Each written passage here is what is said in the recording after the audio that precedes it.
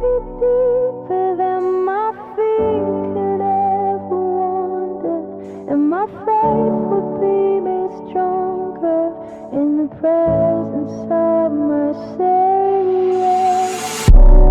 Spirit, lead me where my trust is without border. Let me walk upon the water wherever you would call me. Take me. Estamos conversando esses dias, e eu espero que você esteja nos acompanhando, não só com anotações, mas nas redes sociais também, nos detalhes, para que haja um desenvolvimento, né? A gente sempre fala isso aqui, você que tem acompanhado a gente bastante tempo, que o prazer nosso de terminar uma explanação da mensagem, creio que de todo pastor, é receber alguns feedbacks. Não para dizer que foi bênção, não para dizer isso, aquilo, não para dizer que a oratória, não para dizer que a sua roupa estava bonita, nada disso. O que a gente gosta e faz muito sentido para nós, e biblicamente é o que a igreja precisa fazer, é repensar aquilo que nós ouvimos aqui quando abrimos a palavra, e fazê-la como um espelho refletida na nossa vida. E se perguntar definitivamente, o que isso tem a ver comigo?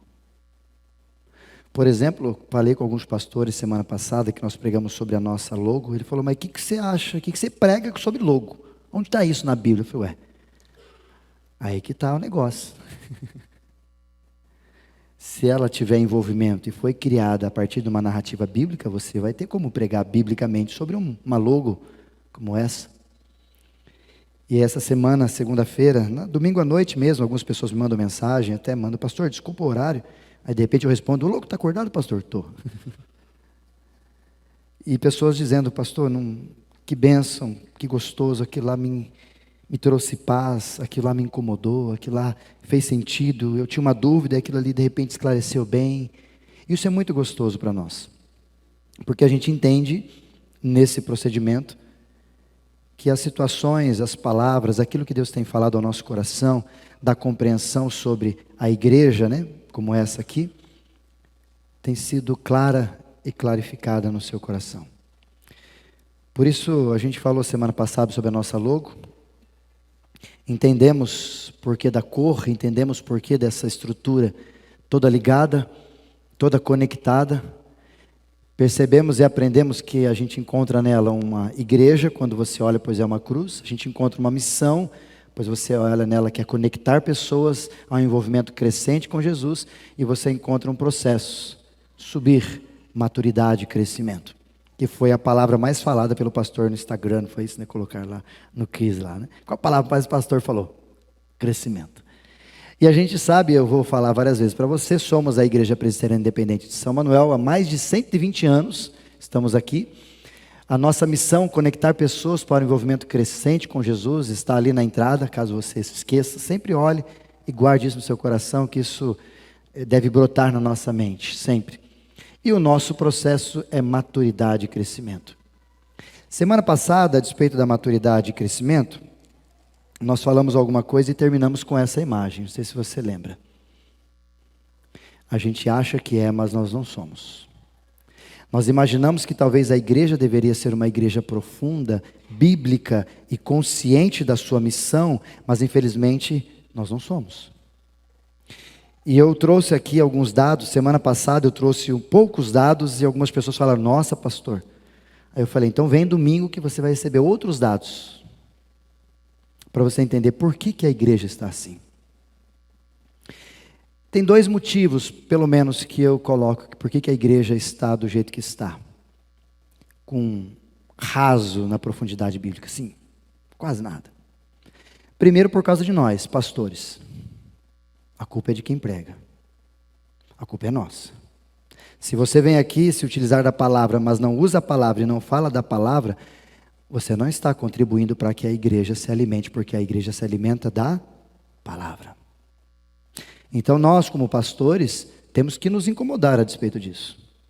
Eu falo para muitos irmãos e líderes da nossa igreja que às vezes vem algum pastor pregar aqui, ou às vezes eles ouvem algum pastor em outro lugar e eles falam: pastor, o irmão lá usou só uns 3 versículos, o senhor usa uns 7, 20, 30, não sei quantos o senhor usa, parece que não tem. O que eu quero que você guarde no seu coração e tenha isso, é que você não assimila só pãozinho com leitinho. Paulo, autor, não o autor Paulo, mas eu creio que seja ele, aos Hebreus, ele vai dizer, olha só, não precisa abrir na sua Bíblia, no capítulo 5, ele vai dizer uma expressão desse jeito, versículo de número 10. A esse respeito, temos muitas coisas a dizer, e difícil de explicar, porquanto vos tendes tornado tardios em ouvir. Pois com efeito, quando devias já ser mestres, atendendo ao templo, ensinando, discorrendo, tenho que novamente necessidade de que alguém vos ensine de novo coisas das quais são princípios elementares dos oráculos de Deus. Assim então vos tornastes como necessitados de leite e não de alimento sólido. O autor diz bem claro, capítulo 5, versículo 10 e 11, nessa expectativa, dizendo, quando eu olho para vocês, a minha ideia é que vocês pudessem receber um alimento sólido. Por exemplo, chegar aqui, vamos pregar de um texto aqui profundo. Aí os irmãos ficam todos perdidinhos. Aí o autor diz, gente, eu tenho que voltar nas coisas elementares.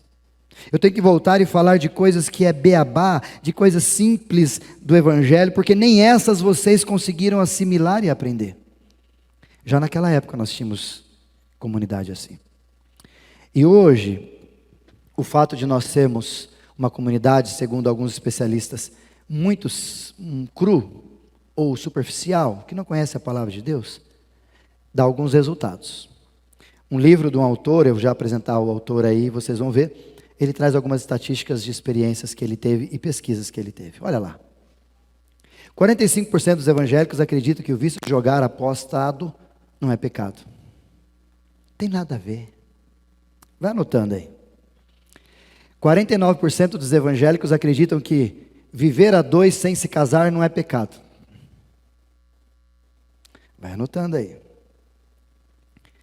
49% dos crentes mantêm fantasias sexuais por diversas pessoas. 33% dos evangélicos nascidos de novo dizem que aborto não é pecado. Isso não foi o pastor que fez, a estatística de um livro que levantou informações de várias denominações americanas e brasileiras. 13% dos cristãos nascidos de novo fizeram ou fazem aborto.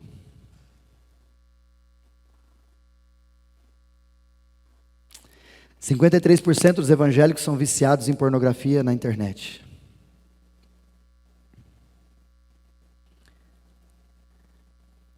30% dos pastores evangélicos são viciados em pornografia.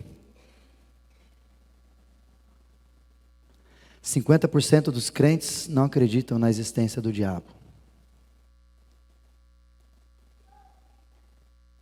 50% dos evangélicos acreditam que Jesus tenha pecado em algum ponto. Não pode ter sido tão perfeito assim.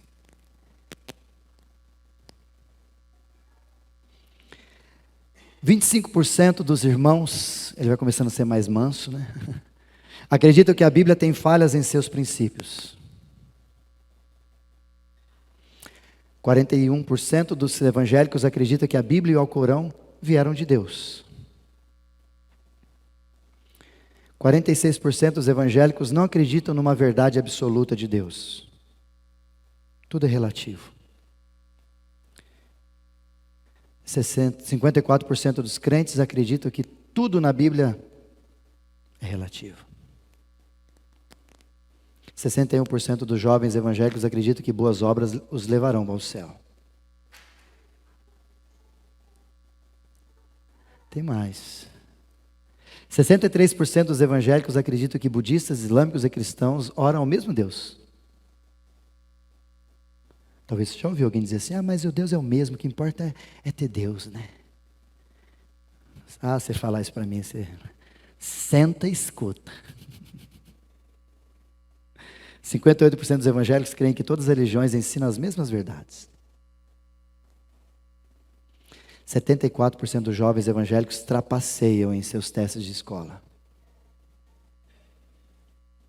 Segura essa aí, moçada. 93% dos jovens crentes são desobedientes aos pais. Segura aí, pai. Pesado. Mas se você acha que acabou.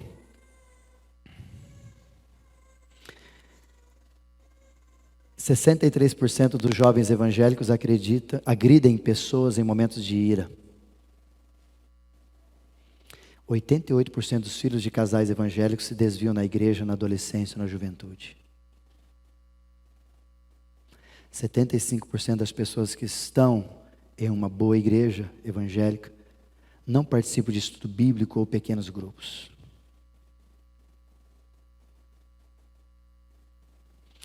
E uma última frase que ele traz para nós, John McDowell, ele diz assim: por incrível que pareça, aceitar a Jesus, em parênteses, entre aspas, é fazer parte de uma igreja, faz pouco ou nenhuma diferença na vida, em atitudes ou comportamentos das pessoas. A maioria do povo que frequenta a igreja está adotando um cristianismo, mas não um verdadeiro cristianismo. Tanto isso, que esse livro, o autor, ele traz para nós, é esse livro, chamado Deus Tem um Plano Maravilhoso para a Sua Vida, são dados oficiais colhidos de várias organizações cristãs, revistas e institutos de pesquisa. E os números foram publicados nesse livro aí.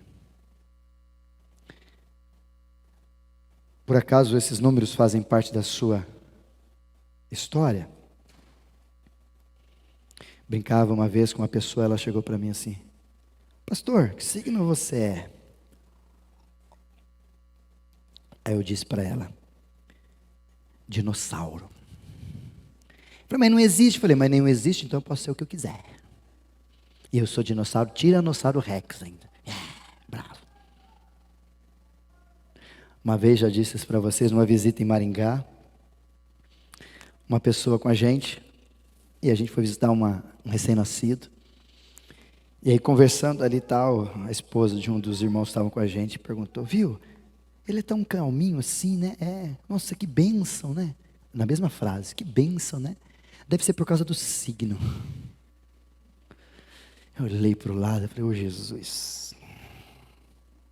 Na mesma frase você usar tão calminho, que bênção, dizendo obrigado, Senhor, é por causa do signo. Oh Jesus, você acabou com nós.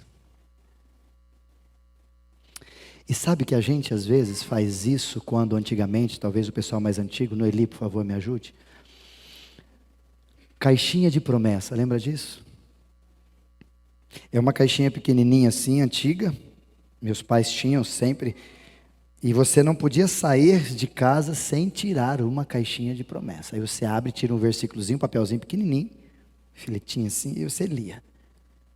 O Senhor é meu pastor, nada faltará. Aleluia, hoje eu estou aleluiado. Só que na época não criaram, até a gente tentou, mas não deu certo, uma caixa de deveres, né? Pra você tirar e olhar assim: vá depressa acertar com o seu esposo, com a sua esposa, com o seu fulano, vai lá, se arrependa, pede perdão. Ai, misericórdia, não é para mim, é para outro, pega outro. A gente ia fazer isso, não ia? Porque a gente gosta disso. A gente gosta de uma estrutura de facilidade para a gente. Falamos essa semana, lembra, Nezão? Como a gente gosta disso. Tanto que você não tem dificuldade em se adaptar às facilidades da tecnologia. Vai na casa do irmãozinho que você tem que... Posso mudar o controle da televisão? Posso mudar o canal? Pode, levanta e vai lá, como a gente fazia antigamente, lembra? Mas não tem controle. Hoje você pega o celular, eu mudo o canal do celular, da TV no meu celular. A TV que era gorda ficou magra e eu que era magro fiquei gordo. Porque não levanto, nem vou mais lá. A facilidade nos agrediu. E a gente não só se adapta muito facilmente com coisas boas, mas a gente não consegue talvez perceber que algumas dessas facilidades estão atrapalhando a gente. E inclusive na igreja atrapalham o nosso crescimento. E quando a gente olha essas posturas, coloquei alguns textos básicos para a gente ler, como a gente não vai usar o Caio, e alguns textos para você aqui. Olha o que diz a palavra de Deus sobre o desenvolvimento. Em Filipenses capítulo 2, versículo 12, olha o que diz. Assim, pois, amados meus, como sempre obedecestes, não só na minha presença, porém muito mais agora na minha ausência, desenvolvei a vossa salvação. Desenvolvei. De que forma? Com temor e tremor, porque Deus é quem efetua em nós tanto querer quanto realizar segundo a sua boa vontade. A proposta, quando o apóstolo Paulo fala aos filipenses, é que eu e você, e eu fiz isso com muita propriedade para que você entenda, desenvolva a sua salvação. E não só torne-se uma pessoa salva, mas se desenvolva, cresça. Falamos semana passada que o objetivo maior do ser humano é nascer e se tornar de novo, e se tornar o mais parecido com Jesus. Esse é o nosso objetivo.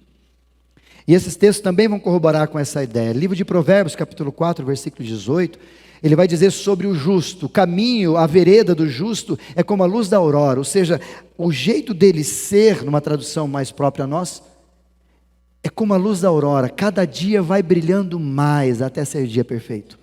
Isso tem tudo a ver com Jesus.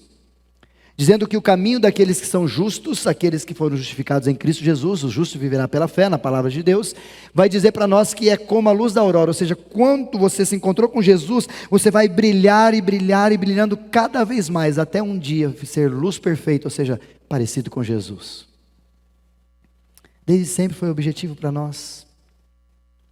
Outro objetivo também que a palavra de Deus nos traz em Gálatas 4, versículo 19. Ó filhos queridos, sinto-me como se estivesse passando outra vez pelas dores de parto por sua causa. Isso é um pastor falando, é Paulo falando das ovelhas. E ele sofria todo esse processo de dor de parto, até que eles continuarão, até que Cristo seja plenamente desenvolvido em vocês. Por isso que o compromisso do pastor é que você se pareça com Jesus a cada caminhada. Por isso que eu sempre repito e não me canso de lhe dizer que o nosso interesse aqui em explanar a palavra, talvez lhe incomodando ou lhe confortando, não sei qual é a estrutura do Espírito para a tua vida, mas é fazer com que eu e você deixemos de ser cada vez menos Isaías e mais parecido com Jesus. É esse o objetivo que Jesus chamou a gente para viver aqui. Para isso que a gente vem para a igreja. Para falar menos de mim, mais de Jesus. E depois também o apóstolo Paulo, a carta aos Efésios, ele diz, até que todos cheguemos à unidade da fé, lemos esse texto semana passada, do pleno conhecimento do Filho de Deus. Você precisa passar por esse trilho, unidade da fé, conhecimento do Filho, para que você seja perfeito varão, à medida da estatura da plenitude de Cristo, ou seja, você tem que crescer, e a referência desse crescimento não é o pastor da igreja. Referência desse crescimento não é o presbítero da igreja, não é o teu pai, a tua mãe, não que eles não sejam referências para nós de forma lateralizada, mas a referência é a medida da estatura da plenitude de Cristo. Por isso que se você não tiver envolvimento com a palavra, não se relacionar com ela e conhecer a Deus a partir da palavra, sinto em dizer, mas nós vamos ficar pequenos. E a grande dificuldade é entender quando tudo isso começa. Por isso que hoje eu quero trazer um pouco mais detalhado para a gente pensar. Quando tudo isso acontece? Primeiro, quando você entra pela porta. João capítulo 10, Jesus fala sobre isso. Eu sou a porta. Aquele que entra por mim será salvo, entrará e sairá e encontrará pastagem ou pastos verdes. Vou fazer aqui mais ou menos para você entender. O primeiro processo que nós temos, deixar isso aqui para ficar mais claro. O primeiro processo que nós temos para viver esse crescimento, não dá para viver esse crescimento sem encontrar-se com Jesus. Até porque é covardia. Por que covardia, pastor? Porque além de você ser convidado, chamado, ser direcionado, ser intimado a crescer, não é por si só, é pelo algo que está em você, que é o Espírito Santo, que te ajuda, te fortalece, te potencializa, te induz a esse crescimento. E a partir dessa caminhada, o fruto ou os frutos, como você quiser entender, elas vão começando a aparecer. Inclusive o tal da paciência. Os 9 frutos do Espírito que estão em Gálatas, capítulo de número 5.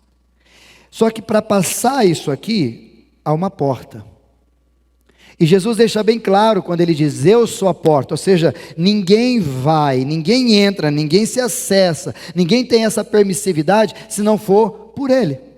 E ele diz mais ainda, quando ele diz em João 14,6, eu sou o caminho, eu sou a verdade, eu sou a vida.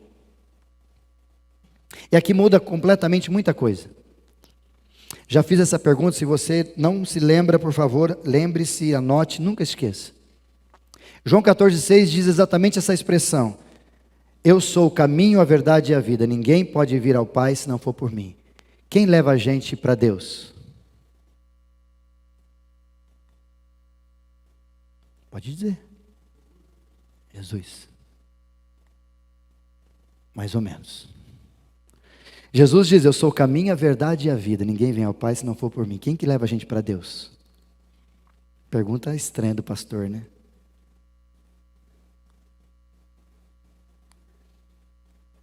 Vou melhorar a pergunta. Eu sou o caminho, a verdade e a vida. Ninguém vem ao Pai se não for por mim.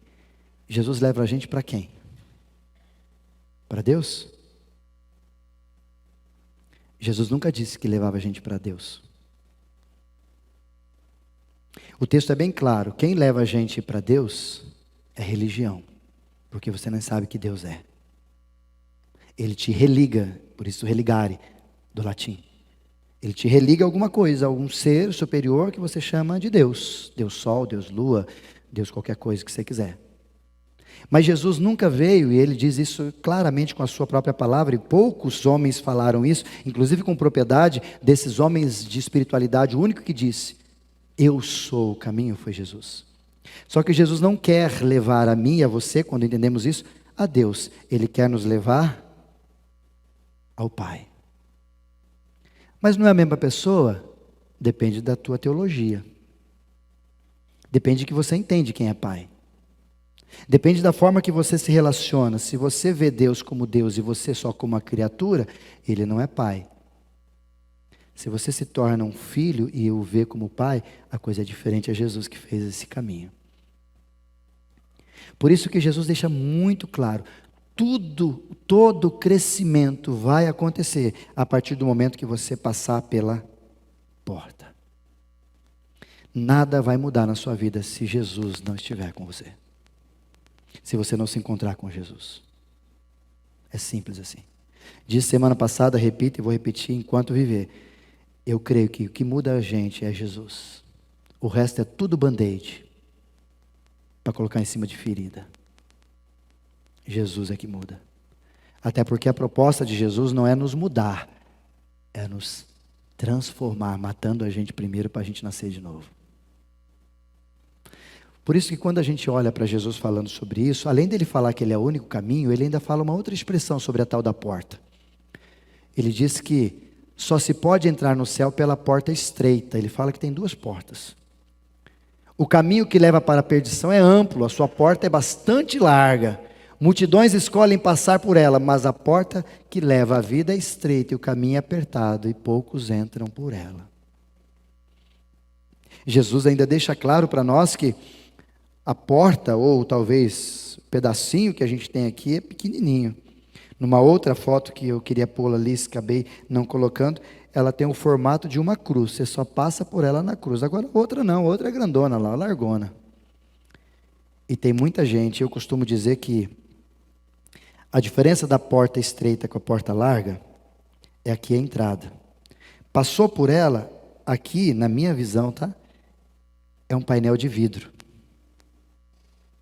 Onde a ideia de quem passou pela porta larga tem a sensação de que passou pela porta certa, porque está vendo um monte de gente aqui. Mas a hora que a parede de vidro aqui vai se escurecendo, escurecendo, escurecendo, e você não vê mais quem está do lado de lá, e você se dá conta que entrei pela porta errada. Porque num primeiro momento a gente acha que está tudo certo. Por isso que a igreja está do jeito que está, porque tem muita gente que encontrou-se com Jesus, mas preferiu a porta larga, e Jesus ofereceu a estreita, e está faz tempo andando no trajeto da porta que ele abriu larga, achando que ele está vivendo, e não cresce, a vida não dilui, a vida não funciona, a vida não sai do lugar. Mas por quê? Porque ele entrou pela porta errada. E Jesus é bem claro em dizer, só se pode entrar no céu pela porta estreita. O resto tudo é balela. Nossa, pastor, pesado. É o evangelho que diz, o próprio Jesus falando, não sou eu. E ele ainda diz pesadamente para a gente ouvir: esse caminho que leva à perdição é amplo, multidões escolhem passar por ela. Qual porta você entrou? E a partir desse processo das portas, quero te mostrar apenas mais uma estrutura para você entender, que a gente passa pela porta, e aí depois nós temos esse processo, chamado processo de santificação, que é Deus trabalhando na gente. Deus mudando quem nós somos. É a transformação aqui, lembra o branco, o amarelo, nós estamos aqui, ó. Essa subida é aquilo ali. Talvez isso ficaria mais fácil da gente entender.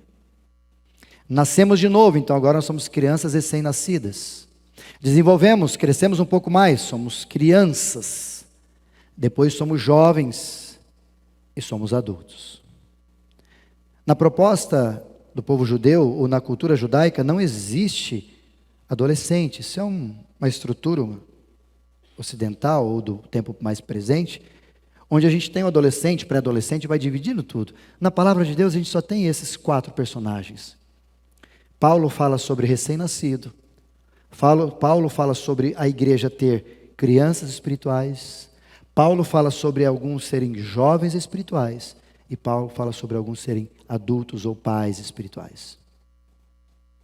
E eu quero mostrar para você, nesse passo, para você entender hoje, de forma bem clara aqui, por que é tão importante o teu crescimento espiritual.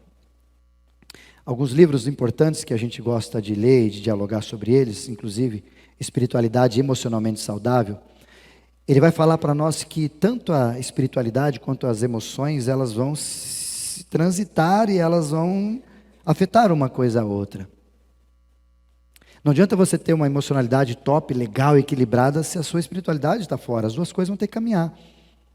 E essa é a grande sacada que eu queria que você levasse para casa. O cuidado que você precisa ter no teu crescimento da tua espiritualidade vai ter reflexo em toda a sua vida. Em todas as áreas, quer seja profissional, quer seja emocional, quer seja relacional, em todas as áreas elas vão sentir referência ou vão brotar aquilo que você está vivendo na sua espiritualidade nessas outras áreas. Por isso eu quero que você identifique aqui um pouquinho rapidamente para a gente entrar para coisas fáceis e voltar ao texto da palavra. A primeira fase é a fase do recém-nascido. Vem comigo para a gente acompanhar aqui. Apóstolo Pedro, em 1 Pedro, capítulo 2, versículo 2, diz exatamente isso. Como bebês recém-nascidos. Lembra que lá atrás Jesus falava, importa-vos nascer de novo. Então, nasce de novo, então, bebê recém-nascido. E Pedro vai dizer para nós que esses recém-nascidos desejam intensamente o puro leite espiritual, para que por meio dele cresçam e experimentem plenamente a salvação. Algumas palavras me destacam e eu queria que você guardasse nesse texto. Primeiro, recém-nascidos. Todo mundo passou ou passa ou vai passar por esse processo. Segunda consideração, esses recém-nascidos desejam intensamente o puro leite. Foi aquilo que eu disse no início. A mãe não te ama, o filho não ama a mãe. Ele precisa do leite. A despeito do leite que está com a mãe. Mas se for outra pessoa para amamentar, ela vai preferir a amamentadora do que a mãe. Por causa do leite. Ela não tem consciência de quem é a mãe. Ela precisa do leite. E eles desesperadamente buscam como recém-nascido esse leite. E aqui ele muda, diz que é o leite espiritual. E esse leite espiritual projeta o quê? Esse leite espiritual, antes de projetar, é puro. E Pedro fala muito claro nisso, porque se tem um leite puro, quer dizer que tem um leite falsificado, concorda? Quer dizer que tem gente se alimentando de coisas que não são da palavra, de ideias. Por isso que as estatísticas mostraram para a gente tanta coisa nada a ver, e a palavra de Deus é tão simples e clara sobre muitos assuntos ali. Porque o leite não é puro. E para que esse leite? Para que buscar isso? Para que eles cresçam. E ao crescer, só quando cresce, experimentam, não a salvação, plenamente a salvação. O que isso faz a gente entender? Faz a gente entender algumas coisas bem pontuais. A primeira delas, para você guardar. É possível que você passou pela porta estreita. Vou deixar estreita aqui. Deixar de lado lá, já entendeu que a larga é problemática. Você entrou pela estreita. Mas você não quis crescer. Você vai ser salvo. Porque o amor de Deus inundou o teu coração. O problema é que você não vai experimentar plenamente o que é ser salvo. A tua caminhada de vida vai ser sempre aqui nesse cantinho. Talvez até, vou abusar do meu querido Gabriel, desculpa Gabriel, depois você se ajeita aqui. Talvez até alguns de nós, passa pela porta,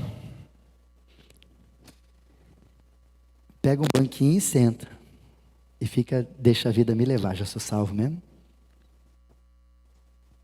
Estou de boa. O mal não me toca. Deus é bom ainda que eu passe pelo vale da sombra da morte. E começa a viver as propostas, experiências e promessas de Deus. Nada contra. Mas não é isso que o texto está dizendo para nós. O que o texto está dizendo é que se nós não desenvolvermos esse processo até lá, que lá está Jesus, lá está eu me parecer com Jesus, esse processo aqui vai fazer com que eu entenda plenamente por que eu fui salvo.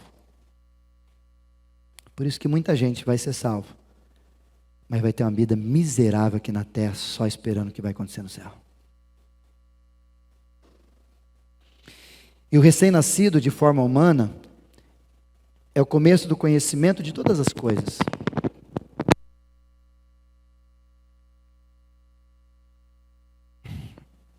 Isso.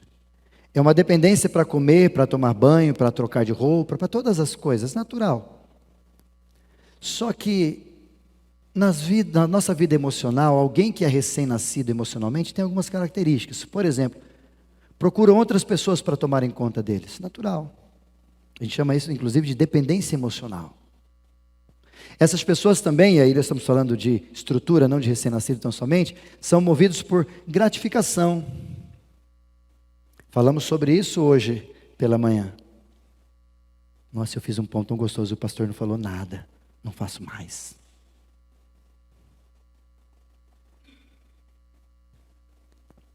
Usam dos outros para atender às suas necessidades. Criança faz isso, usa a mãe para se alimentar do leite. E emocionalmente tem muita gente que faz isso. Dificuldade em entrar no mundo dos outros. E espiritualmente o recém-nascido tem algumas considerações também. É a conversão, é o início da caminhada da fé. É uma dependência total de outros cristãos para começar a aprender a palavra e aprender a nova vida com Cristo. E eu fico feliz disso. Todo recém-nascido chega para mim, pastor, estou cheio de dúvida. Eu falei, chega perto de mim que eu quero te ajudar. Porque recém-nascido precisa disso. É um cuidado pleno que a gente precisa ter com eles. E além do cuidado pleno, a gente precisa fazer com que eles cresçam. Sabe por quê? Porque nessa fase recém-nascido que a Bíblia diz, há malefícios de permanecer assim. Se o teu filho não cresce, teu filho não se desenvolve, ele não amadurece, só vive mamando. Imagina com 1 aninho o seu filhinho falando gugu dadá. Com 3 aninhos seu filhinho falando gugu dadá. Com 7 aninhos seu filhinho falando gugu dadá. Há muito tempo você já levou ele para o médico, não levou? Porque você tem, engasguei.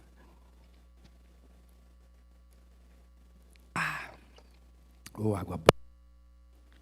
Porque você tem consciência de que o crescimento é lógico. Mas o problema... Desculpa, querido. Engasguei com ar, olha isso, no olho. O problema é que o malefício de ficar recém-nascido na vida espiritual é o retardo. O problema na vida espiritual é que ele fica manhoso. Sabe aquele crente chato, manhoso? O problema é que ele fica inconsistente também. Que criança é consistente?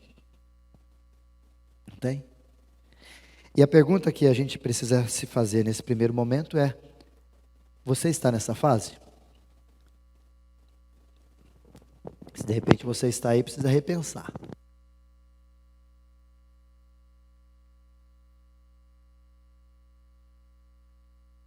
Ainda bem que o homem foi buscar uma água para mim lá.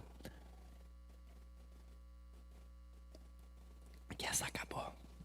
Amém. Segunda fase, vamos lá. Se esforce e vai lá. Crianças, é a segunda fase que a gente tem. Apóstolo João vai dizer para nós, 1 João 2,12, filhinhos. Esse filhinhos é teknos no hebraico, no grego, e essa palavra está dizendo para crianças, não mais recém-nascidos, mas crianças que já estão andando, caminhando, crianças espirituais, emocionais e humanas. Eu escrevo a vocês porque os seus pecados foram perdoados. Agora a criança tem consciência de pecado, são perdoados em nome de Jesus. E essas crianças, na paz humana, começam a viver uma dependência financeira, inclusive, por causa dos pais, precisam do dinheiro dos pais, de tudo que os pais podem oferecer, mas também uma independência das atividades essenciais. Às vezes você está ensinando, consegue ir para o banheiro sozinho, consegue escovar o dente sozinho, comer sozinho, e ele começa a viver esse tipo de fase. E emocionalmente, obrigado, benção, eita coisa boa.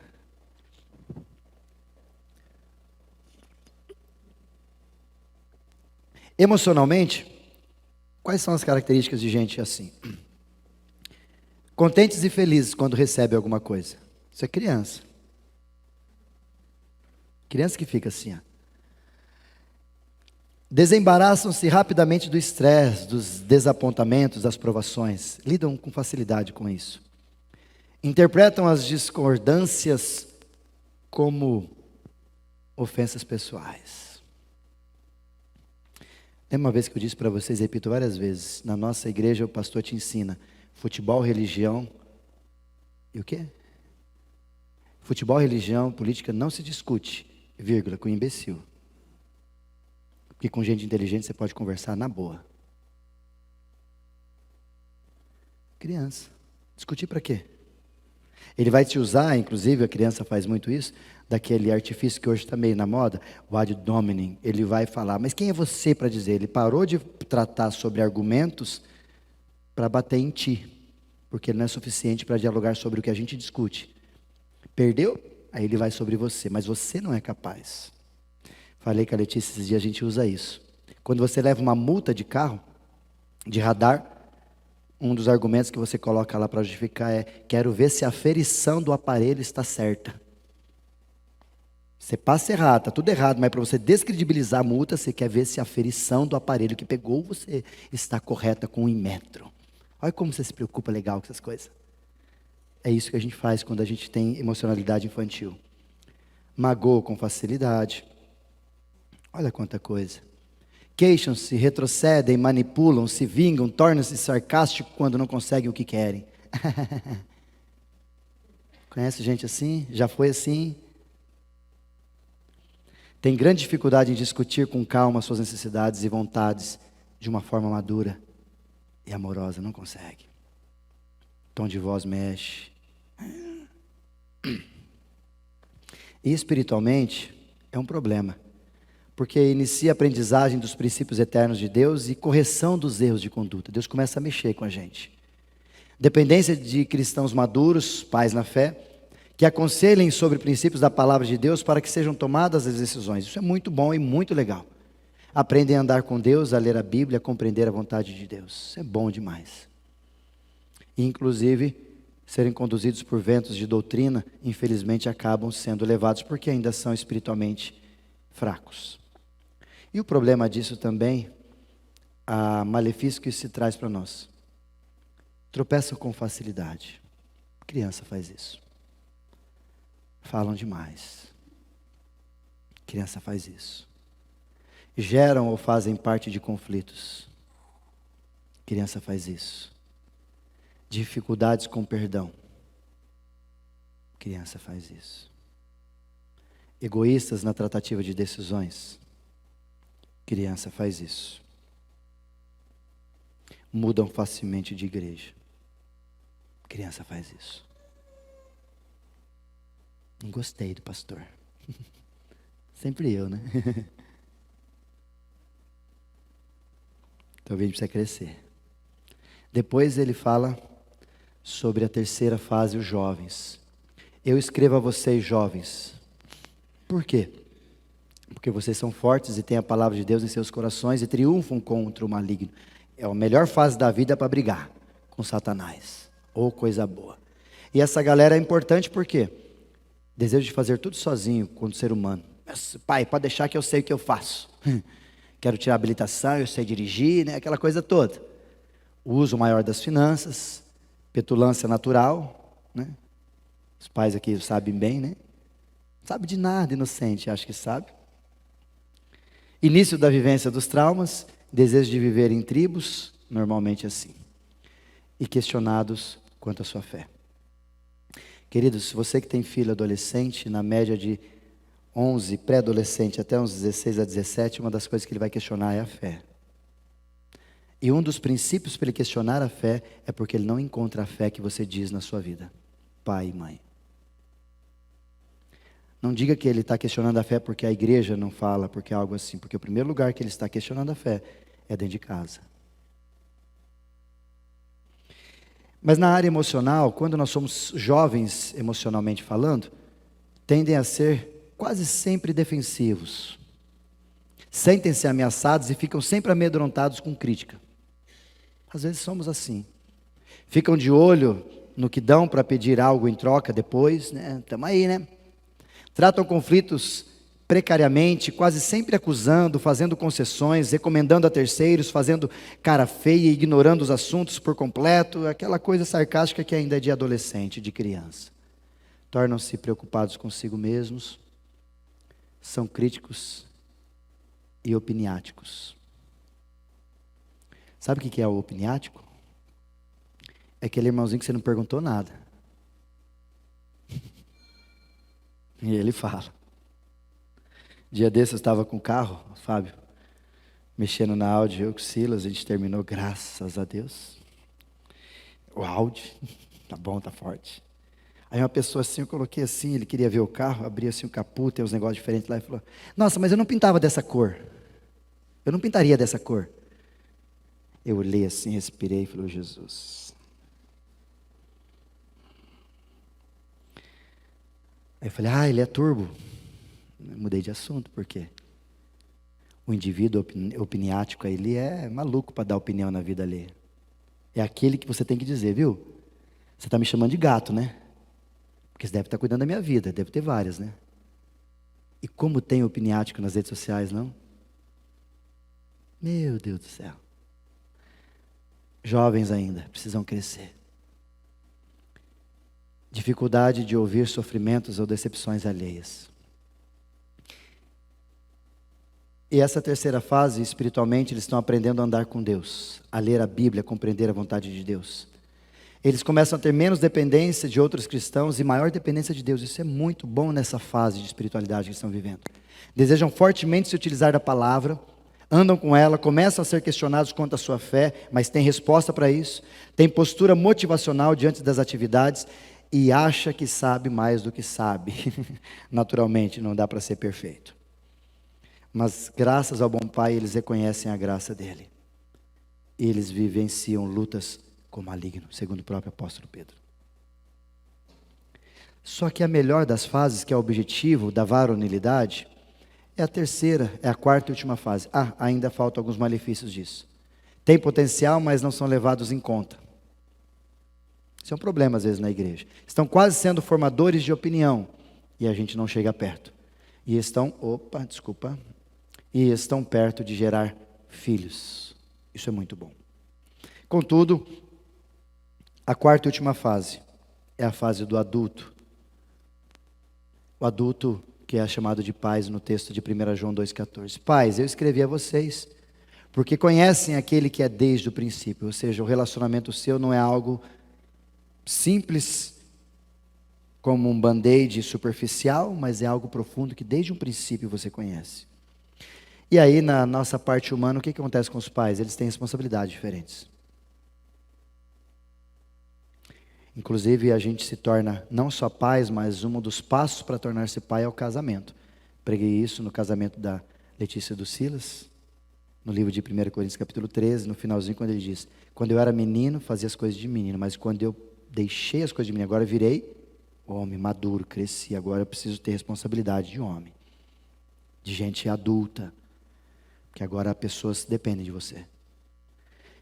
Responsabilidades diferentes, experiências diferentes, suporta outras pessoas, porque a gente é adulto, abertura para novos horizontes, um êxodo familiar, porque ou você sai ou saem da sua casa, acontece uma construção familiar, começa a aparecer nos sonhos, nos horizontes dessas pessoas. Emocionalmente, um adulto, ele identifica suas necessidades e consegue pedir o que querem ou proferem com clareza, direta e honestamente.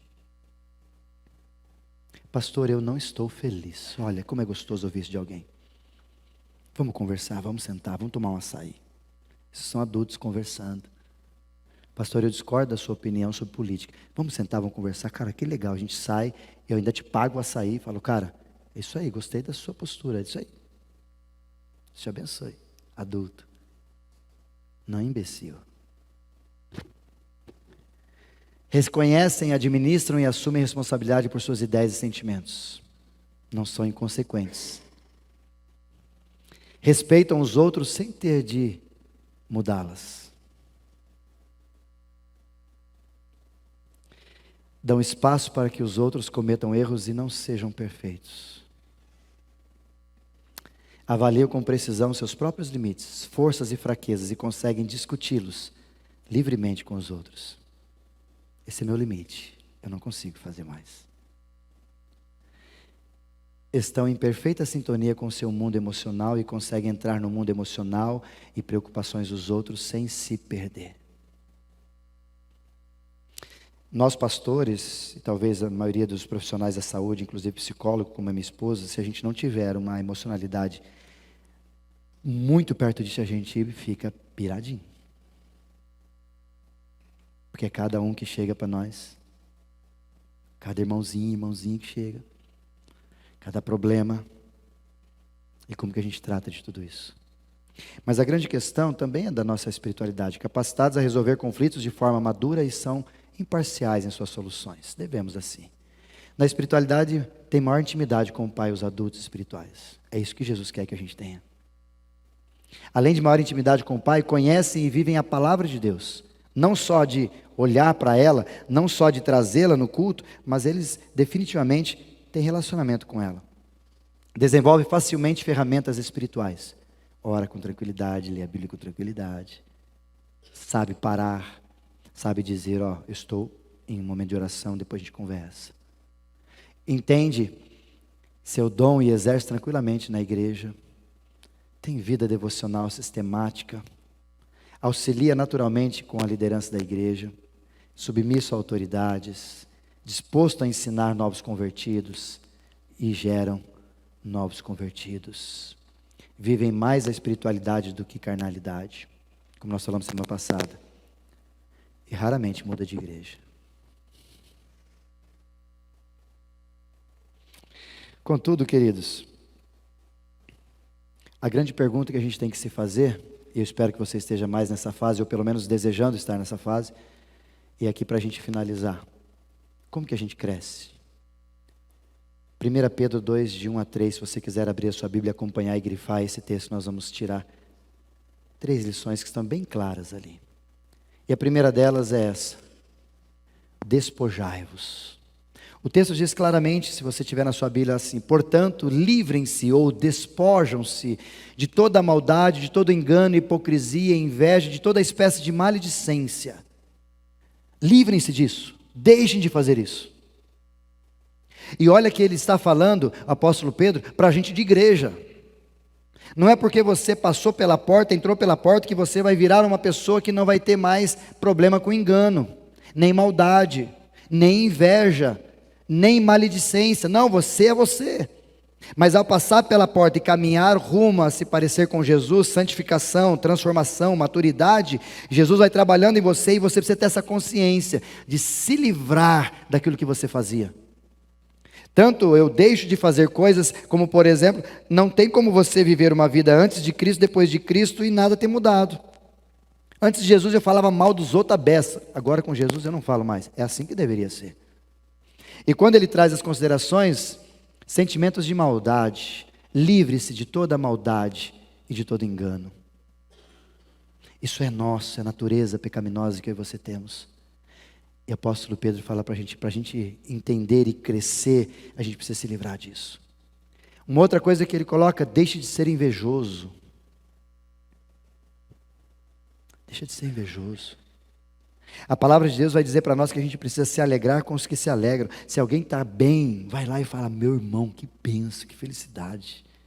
Que legal que você está bem, que você cresceu, que você foi transferido na empresa. Que você está legal. Já ouvi alguns irmãos dizer, você viu como prosperou? Deve estar fazendo alguma coisa errada.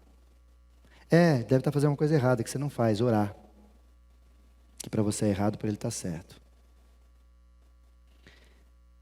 Para de falar mal dos outros. Gente madura não fala de gente. Gente madura fala de projetos. Fala de ideias, não fala dos outros. E quando o apóstolo Pedro vai dizer para nós, a gente precisa despojar, isso não é uma atitude de Deus fazendo comigo. Ai Deus, faz com que eu não fale mais. Vai olhar para você e vai dizer assim, viu, é você que tem que se despojar. Isso é uma atitude tua e minha, nossa, que temos que crescer e parar de fazer. Viu que não é só entrar pela porta? É tratativa. A segunda palavra que me chama a atenção nesse texto é desejem. Quando ele diz, como crianças recém-nascidas, desejem. Outra coisa que é implícita, não a Deus, mas a mim e a você. Por isso que eu sempre falo para muitos dos irmãos que sempre caminham comigo de perto, que essa postura a gente fala assim, mas eu não, eu estou sem vontade de ler a Bíblia. Você acha que eu toda vez estou com vontade de ler a Bíblia? Você acha que eu amo falar, gente, eu estou louco para chegar em casa, uma vontade de escovar meus dentes? Não tem vontade. Criança vive a despeito de vontade, intuição e essas ideias. Gente adulta, madura, vive por consciência, maturidade e responsabilidade. Então eu não vou ler a Bíblia porque eu não tenho vontade, eu não vou ler porque eu sei que meu Redentor vive e é ali que eu vou conhecer e viver plenamente a salvação dele no conhecimento dele. Por isso que desejar é um exercício que eu e você precisamos fazer todo dia, o tempo todo. E o desejar tem a ver com isso. Investir tempo em agenda, isso tem a ver com desejar a palavra de Deus. Quanto tempo a palavra de Deus ocupa do teu tempo, da tua agenda? Essa semana a pessoa falou para mim de uma Bíblia que comprou, pastor, estou com a Bíblia, mas ela é um pouco diferente. Falei, cara, fica com ela, é ótima, linda, mais para frente compra outra, porque o meu desejo é que você manifeste-se desejoso da palavra ao ponto de você comprar várias Bíblias, compra, cara, eu quero outra versão, eu quero estudar. Como disse o próprio Jesus e os discípulos no Evangelho, como ardia o coração quando Jesus falava para a gente da palavra. Só que o grande problema é que às vezes a gente não deseja, a gente entra nesse embate, né? Fazer e dar desculpa. Você já me ouviu dizer isso aqui. Quem quer faz, quem não quer. E não é só para a igreja, é para todos os lugares, né? Qual a última desculpa que você deu para não ter relacionamento com Deus? Para não orar, para não ter devocional? Para não comprar uma Bíblia? Desejar tem a ver com tomar atitude hoje. E que jeito que deseja é a última e a gente vai finalizar. De coração. E essa é uma expressão que eu quero que você guarde, porque quando o apóstolo Pedro diz de coração, ele está querendo dizer para nós, você tem que desejar com vontade.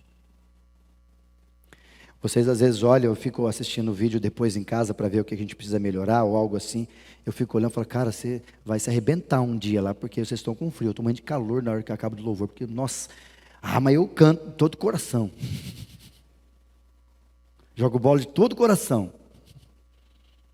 Dou aula de todo o coração. Com quem está perto de mim sabe que eu vivo de todo o coração. Porque a palavra de Deus diz para nós, no Salmo 118, 24, este é o dia que o Senhor fez. Regozijem-se, alegrem-se nele. E o meu coração é a fonte de tudo aquilo que eu vou viver. Por isso que ele diz bem claro: desejem, mas não de qualquer jeito. Desejem do fundo do seu coração. Só que o seu coração tem que ter passado pela porta. Caso contrário, não vai produzir desejo intenso na sua vida. Quando você deseja de todo o coração, você tem postura de consistência. Você não vive assim: hoje está, amanhã não está. Hoje está, amanhã não está. Não, você está aqui, ó. Porque a sua atitude e postura saiu do profundo do seu coração. E quando ele sai de lá, você olha e fala: poxa, eu preciso melhorar. E você vai lá e faz. Não depende de vontade. Desejar sem oscilar. Isso é desejar de coração. Por isso, para a gente finalizar,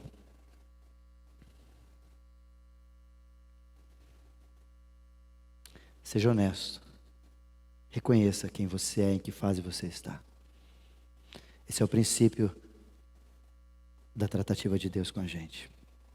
Talvez é muito mais interessante eu e você chegarmos a Deus e dizer: Senhor, me vejo como uma criança, preciso de Ti. Senhor, ainda sou recém-nascido, só estou aqui por necessidade, preciso de Ti.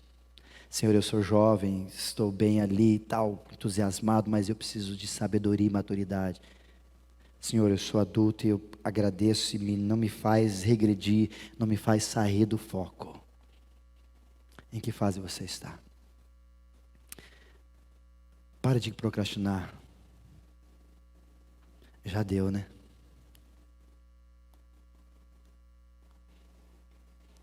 Uma pessoa me disse no testemunho que eles mandam sempre na segunda-feira, terça. Isso é maravilhoso. Eu tenho vivido isso aí por 3 semanas seguidas. Está maravilhoso para mim como pastor. E a pessoa disse para mim: pastor, gostei muito quando o senhor disse que a nossa igreja leva Jesus a sério. Eu nunca tinha ouvido isso em uma igreja. Espanto, não? Mas é para dizer para você: para, já deu. Já deu, né? Abra mão das coisas ou pessoas que lhe atrapalham. Talvez você está travado, não cresce na sua vida espiritual e emocional, consequentemente, porque tem gente perto de você que está fazendo mal para você. Tem coisas perto de você que estão fazendo mal para você.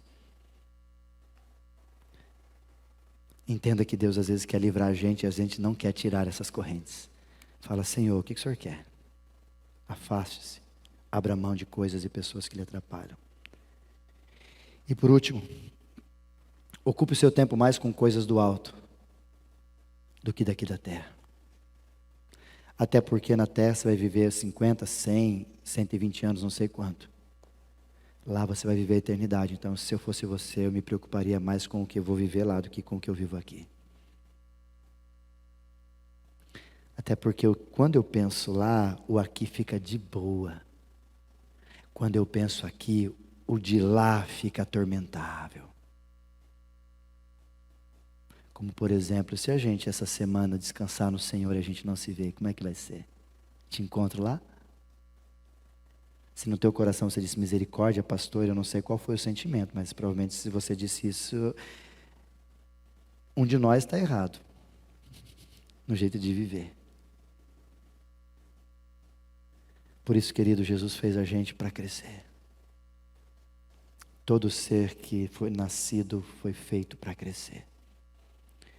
E você talvez está perdendo a plenitude daquilo que Deus tem para a sua vida. A plenitude da salvação. A plenitude de uma vida com Deus.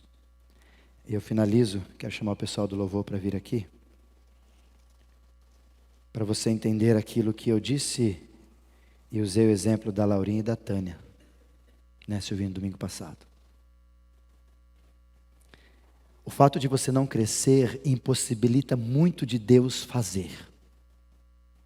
Vou repetir isso. O fato de você não crescer, estagnar-se, impossibilita muito de Deus fazer algo por você. Porque tem coisas que Deus quer fazer. Mas se Ele te der isso, ou te fizer isso, você vai se atrapalhar. Foi o exemplo que eu dei da Laurinha. Você pega uma nota, e vou melhorar hoje, tá? Falaram que eu estou pobre. Uma nota de R$200. E você dá para a Laurinha, Ela vai catar, pegar uma canetinha, riscar, rasgar, brincar. É dinheiro para ela como qualquer um, não tem valor. Mas o valor da nota não está na nota para a Laurinha, está na mentalidade e maturidade que ela tem. Mas Silvino dessa vez vai dar R$200 para Tânia. Só estou podendo crer em quem, Silvino. Deus falando, irmãozinho. Compra um presente para ela. Em vez de dar para a Laurinha, dá para a mãe, para a Tânia, R$200. Como é que a Tânia vai usar esse dinheiro? Ela vai olhar e falar, uau. Meu marido, duzentão, que benção. Mas a mesma nota, mas são mulheres iguais. Não, a diferença está na maturidade. Por isso que talvez algumas coisas estão paradas no céu. Me permito usar essa expressão. Na alfândega espiritual. Porque Ele sabe, se Ele te dá, você vai se arrebentar. Porque você ainda está aqui, parado na porta, achando que a coisa funciona aqui. A vida com Jesus não é não é na porta.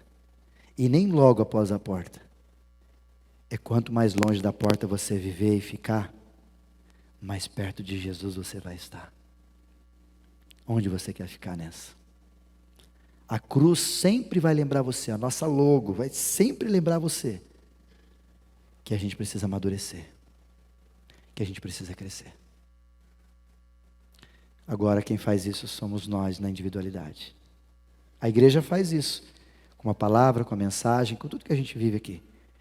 Mas quem vai determinar se vai crescer ou não, já não somos mais eu ou o conselho. Agora é você.